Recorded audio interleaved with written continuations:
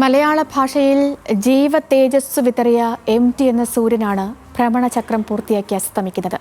3/4 നൂറ്റാണ്ട് മുഴുവൻ മലയാളിക്കായി കഥ പറഞ്ഞുകൊണ്ടേയിരുന്ന ശബ്ദം മാത്രമാണ് നിലയ്ക്കുന്നത്. ആ കഥകൾ ഇനിയാണ് കൂടുതൽ ഉച്ചത്തിൽ സംസാരിക്കാൻ തുടങ്ങുക. ഇനിയാണ് MT തുറന്നുവച്ച ലോകത്തേക്ക് അക്ഷരങ്ങളിലൂടെ മലയാളി കൂടുതൽ തീർത്ഥയാത്രകൾ പോവുക.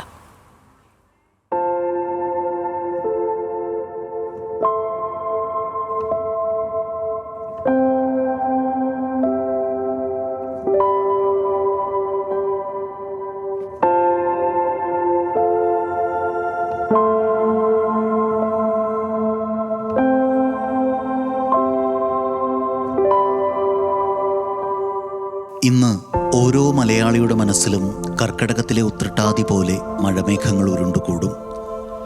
ചിലർ ആ കറുത്ത മേഘങ്ങളെ പോലെ തെളിയാത്ത മുഖവുമായി യാത്രകൾ തുടരും. മറ്റു ചിലർ ചാറിയൊന്ന് വിതുമ്പിപ്പോകും. വേറെ ചിലർ അടച്ചിട്ട മുറിയിൽ അസുരവിത്തോ നാലുകെട്ടോ കെട്ടിപ്പിടിച്ച് ഇടിവെട്ടിക്കരയും.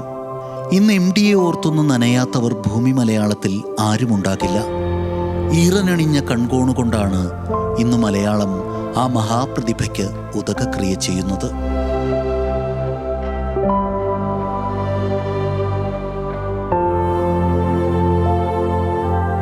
തൊണ്ണൂറ്റിയൊന്ന് വർഷം മുമ്പ് മഴയാർത്തു നിന്ന കർക്കടകത്തിലെ ഉത്രട്ടാതിക്ക് പിറന്നതാണ് മാടത്തു തെക്കേപ്പാട്ട് വീട്ടിൽ വാസുദേവൻ. അമ്മ അമ്മാളൂമ്മയുടെ നാട് അക്കിത്തവും പിന്നെ MTയും വളർന്ന കൂടല്ലൂർ. അച്ഛൻ നാരായണൻ ബാലാമണിയുടെയും മാധവിക്കുട്ടിയുടെയും പുന്നയൂർ കുളത്ത്. കൂടല്ലൂരും പുന്നയൂർ കുളത്തും മാറി മാറി പാർത്ത ബാല്യത്തിൽ തന്നെ കഥകളുടെ കടലിരമ്പം ആ മനസ്സിലുണ്ടായി. അച്ഛൻ കടൽ കടന്ന് സിലോണിൽ പോയപ്പോൾ മുതൽ കർക്കിടകത്തിലെ ഉത്രട്ടാതിക്ക് മകനൊരു പായസം വെച്ചു കൊടുക്കാനുള്ള നെല്ലിനായി കുടുംബക്കാരനവർക്ക് മുമ്പിൽ കൈനീട്ടി നിൽക്കുന്ന അമ്മ ആ കഥകളിൽ ജനിച്ചു.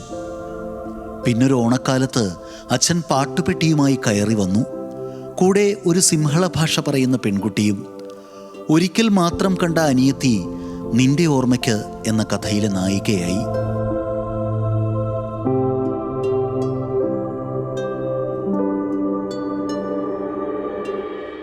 കോപ്പൻ മാസ്റ്ററുടെ കുടിപ്പള്ളിക്കൂടത്തിൽ തുടങ്ങി മലമക്കാവ് എലമെന്ററി സ്കൂളും കുമരനെല്ലൂർ സ്കൂളും കടന്ന് അപ്പോഴേക്കും വാസുദേവൻ വിക്ടോറിയ കോളേജിലെത്തി. രസതന്ത്രത്തിൽ ബിരുദത്തിന് പഠിക്കുമ്പോൾ രക്തം പുരണ്ട മണൽത്തരികൾ എന്ന ആദ്യ കഥാസമാഹാരം, വളർത്തുമൃഗങ്ങൾ എന്ന കഥയ്ക്ക് മാതൃഭൂമി ചെറുകഥാ പുരസ്കാരം, പാലക്കാട്ടെ ട്യൂട്ടോറിയൽ കോളേജിൽ നിന്ന് പിന്നെ അതേ മാതൃഭൂമിയുടെ പത്രാധിപ സമിതിയിലേക്ക്. അരനൂറ്റാണ്ടിലേറെ നീണ്ട ബന്ധത്തിന്റെ തുടക്കമായിരുന്നു അത്.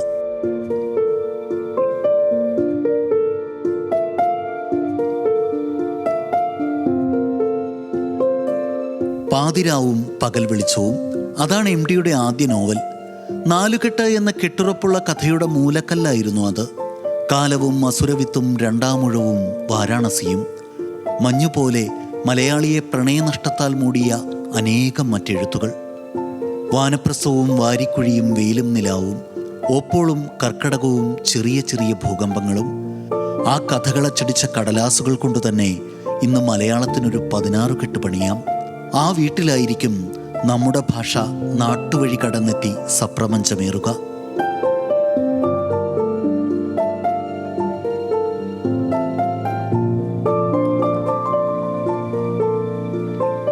മുറപ്പെണ്ണിന് തിരക്കഥ എഴുതി തുടങ്ങിയാണ് MTയുടെ സിനിമയിലേക്കുള്ള വരവ്. മലയാള സിനിമ തന്നെ പിന്നെ ആ പേനത്തുമ്പിലൂടെ വിരിഞ്ഞു. ഓളവും തീരവും, വിൽക്കാനുണ്ട് സ്വപ്നങ്ങൾ, അസുരവിത്ത്, പകൽക്കിനാവ്, ഇരുട്ടിൻ്റെ ആത്മാവ്, വെള്ളം, പഞ്ചാഗ്നി, നഖക്ഷതങ്ങൾ, വേറെയും എത്രയെണ്ണം. അമൃതം ഗമയ, ആരൂഢം, ഋതുഭേദം, വൈശാലി, ഒരു വടക്കൻ വീരഗാഥ, പെരുന്തച്ചൻ, പരിണയം, ഒടുവിൽ ഒരു ചെറുപുഞ്ചിരിയും. വിൽക്കാനുണ്ട് സ്വപ്നങ്ങളിൽ പ്രവാസം കഴിഞ്ഞു വരുന്ന സുകുമാരൻ കാറിൽ വന്നിറങ്ങി പറയുന്ന ഡയലോഗുണ്ട്. എല്ലാ പ്രവാസികളുടെയും മുഖവാചകമായി അത് പിന്നീട് മാറി. നിങ്ങൾ എന്നെ ഈ നാട്ടിൽ നിന്ന് തല്ലി ഓടിച്ചു എന്ന് തുടങ്ങുന്ന ആ ഡയലോഗ് മുതൽ ചന്തുവിനെ തോൽപ്പിക്കാനാകില്ല മക്കളെ വരെ. മലയാളി ദിവസവും ഒരിക്കലെങ്കിലും ഒരു MT ഡയലോഗിന് മുന്നിലൂടെ ഇപ്പോൾ നടന്നു പോകുന്നു. കണ്ട പാണനും പറയനും പ്രതിഭ തെളിയിക്കുമ്പോൾ സംശയിച്ചു തുടങ്ങും, ബീജം ബ്രാഹ്മണൻ്റെയല്ലേ? പെരുന്തച്ചനിലെ ആ ഒറ്റ വാചകം കൊണ്ട് പറയിപ്പറ്റ പന്തിരുകുലത്തിൻ്റെ കഥ മുഴുവൻ അപ്രസക്തമാകുന്നത് അറിയും. സാധാരണക്കാരൻ തത്വശാസ്ത്രം പഠിച്ചത് MTയുടെ തിരക്കഥകളിലൂടെയായിരുന്നു. അവരെ ജീവിതം പഠിപ്പിച്ചതും അതേ തൂലികയായിരുന്നു. എഴുത്തുകാരിയും വിവർത്തകയുമായ പ്രമീള ആദ്യ ജീവിതസഖി, അതിലൊരു മകൾ സിതാര. പിന്നെ ജീവിതത്തിലേക്ക് വന്നത് നർത്തകി കലാമണ്ഡലം സരസ്വതി, മകൾ അശ്വതി. കേന്ദ്ര കേരള അക്കാദമി പുരസ്കാരങ്ങൾ പലതവണ, പിന്നെ ജ്ഞാനപീഠവും പത്മഭൂഷണും. കേരളം എഴുത്തച്ഛൻ പുരസ്കാരവും JC ദാനിയേൽ പുരസ്കാരവും നൽകി എഴുത്തിലെയും തിരശ്ശീലയിലെയും ആ മികവിനെ നമിച്ചു. ആദ്യ കേരള ജ്യോതി നൽകി സാഷ്ടാംഗം പ്രണമിച്ചു.